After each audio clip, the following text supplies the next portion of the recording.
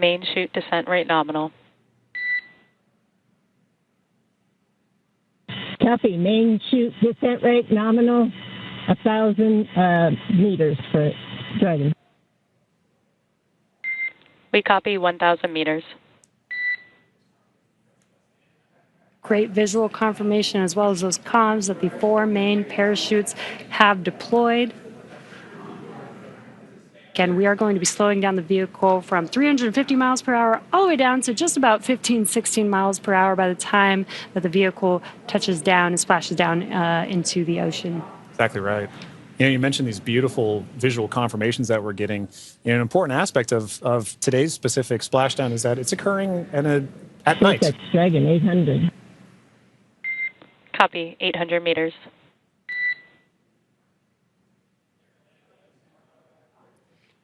Commander Peggy Whitson confirming the spacecraft's altitude as it's making its descent into the Pacific Ocean just off the coast of San Diego in Southern California. Yes, love that it's coming off the coast of my hometown. 600 meters. 600 meters. And at 600 meters, we're just under a minute before that expected splashdown. The landing in water is a lot simpler and more reliable. Provides a little bit of margin against unlikely parachute issues. We did have to learn how to make Dragon waterproof as we are splashing down into the ocean. But SpaceX copies 400 meters. Reminder to brace for splashdown.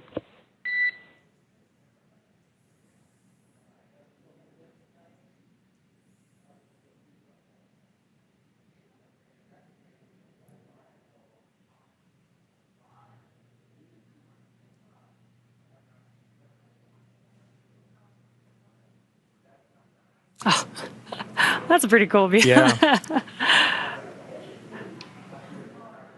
right. Maintaining the vehicle's signature through things like cloud layer and any kind of atmospheric disturbance allows us to maintain visual contact with the vehicle as it's making its final descent towards water landing.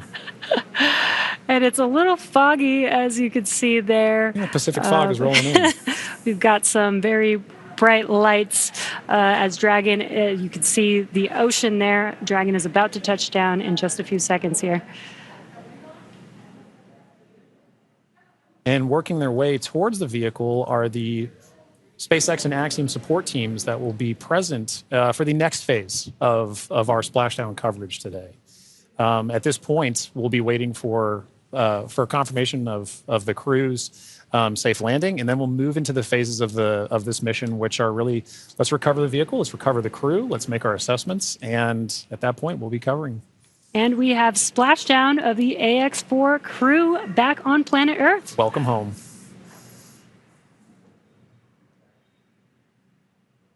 SpaceX Dragon splashdown. We are in Stable 1. SpaceX copies splashdown and Stable 1. On behalf of SpaceX, welcome home.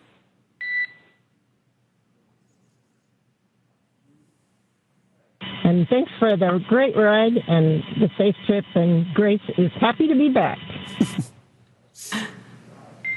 We are happy to have you back home safely as well.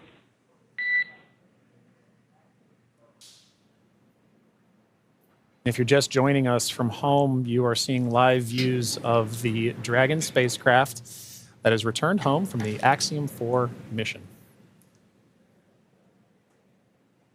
After launching on June 25th, the Axiom 4 mission... Dragon SpaceX, Dragon to ground is now unprivatized. Com check.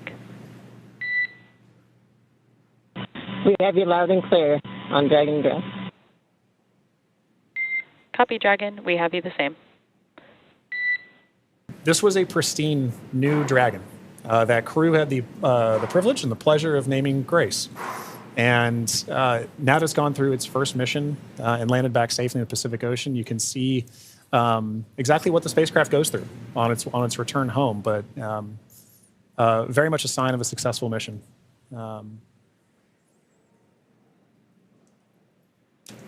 I love the tradition that the first crew that flies in the spacecraft get to name the spacecraft. And Peggy Whitson had some great words on why they named the spacecraft Grace, which I think is amazing. And we've got a great fleet of Dragon spacecraft. And speaking of Commander Peggy Whitson, she's actually our third frequent flyer. Yeah. Our first frequent flyer was Michael Lopez Alegria from Axiom Space. Yep. Second being Jared Isaacman when he flew on the Polaris Dawn mission. And now Peggy Whitson flying for a second time on a Dragon spacecraft. At SpaceX, we're trying to make these vehicles reusable, just like aircraft when you fly and fly over again multiple times a day. And we're getting closer and closer to that with the same crew members flying again, which is awesome. And it's important to note, right, that kind of mission-to-mission lineage, right, allows crew members to